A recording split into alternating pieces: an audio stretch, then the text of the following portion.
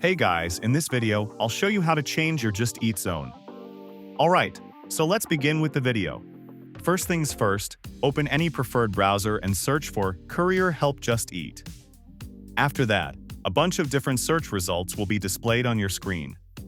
Simply access the first website and the Just Eat support page will open up. Inside it, scroll down a little bit and select See all FAQs located under the account header.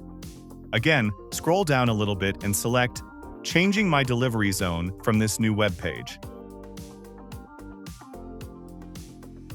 You will then be redirected to an instructions page. Simply click on this Zone Form Request Embed and another instructions manual will be displayed. You just need to read all of the mentioned regulations and then click on this Request Zone Change button. Now you will be sent to this Google Docs form. Just enter all of the required information along with the changed zone of delivery and submit it. So that's basically how you can change your Just Eat zone. So that's all for this video. Consider subscribing if you find it helpful, and I'll catch you in the next one. Thanks.